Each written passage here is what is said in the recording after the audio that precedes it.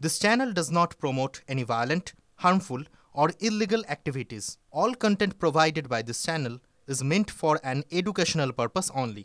ওয়াকফ সংশোধনী বিল চলছে ব্যাপক টানাপোড়েন। সংসদ থেকে বিতর্কের ঢেউ বিধানসভায় পৌঁছেছে। কেন এত বিতর্ক? আইনে কি আছে পরিবর্তনই বা কি হচ্ছে? সংখ্যালঘু সংগঠনের আপত্তি কোথায়? কি এই ওয়াকফ আইন? ইসলামী আইন অনুযায়ী দাতব্য ও ধর্মীয় সম্পত্তি হল ওয়াকফ। স্বাধীন ভারতে 1954 সালে প্রথম ওয়াকফ আইন আসে। 1995 সালে বর্তমান ওয়াকফ আইন নিয়ে আসা হয়। 2013 সংশোধনীতে ওয়াকফ বোর্ডের ক্ষমতা বাড়ানো হয়। কোনটি ওয়াকফ সম্পত্তি সিদ্ধান্ত নিতে পারে শুধু ওয়াকফ বোর্ড। ওয়াকফ বোর্ডের স্বঘোষিত যে কোনো সম্পত্তি ওয়াকফ হয়ে যায়। ওয়াকফ ঘোষণার পর সম্পত্তির চরিত্র বদল বা হাত বদল সম্ভব নয়।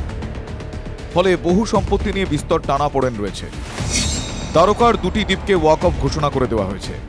বেঙ্গালুরুর ঈদগাহ মাঠকে, সুরাতের পুরসভা ভবনকে ওয়াকফ সম্পত্তি ঘোষণা করা হয়েছে।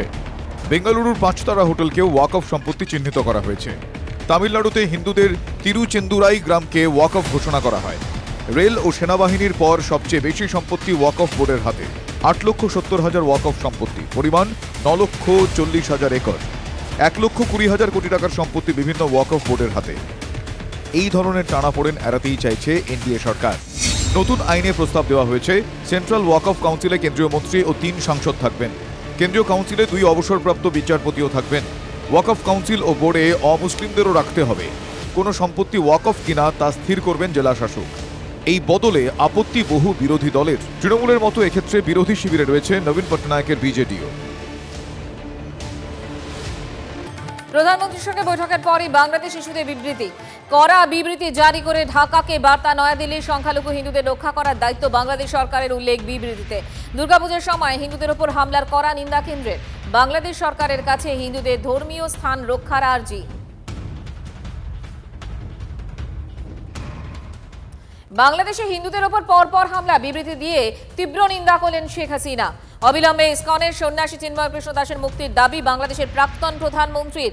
সনাতনীদের একজন শীর্ষ নেতাকে অন্যায়ভাবে গ্রেফতার করা হয়েছে, অবিলম্বে তাকে মুক্তি দিতে হবে, বিবৃতিতে সরব শেখ হাসিনা।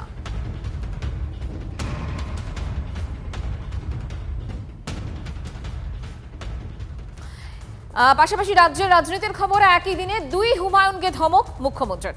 ডেবরার বিধায়কের পর ভরতপুরের বিধায়ক হুমায়ুন কবিরকেও ধমক মুখ্যমন্ত্রীর। তাড়াতাড়ি শোকজের জবাব দিতে নির্দেশ। এত কথা কেন মুখ্যমন্ত্রীকে ধমক মমতার?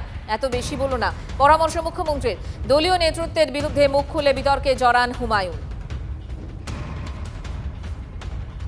হুমায়ুন কবির আর মমতা বন্দ্যোপাধ্যায়ের কন্ট্রোলে নেই। সে ভরতপুরের হুমায়ুন কবির হোক আর ডেবরার হুমায়ুন কবির হোক। আমি আপনাকে বলছি, মুখ্যমন্ত্রী কতটা অগণতান্ত্রিক, কতটা স্বৈরতান্ত্রিক। একজন মুসলমানদের পক্ষে বিপক্ষে যে বিল, সেই বিলের জন্য তিনি সর্বদলীয় বা বিরোধী দলগুলোর সাথে আলোচনার প্রস্তাব দিয়েছিলেন। মুখ্যমন্ত্রী সেটাকেও ফুৎকারে উড়িয়ে দিয়েছে।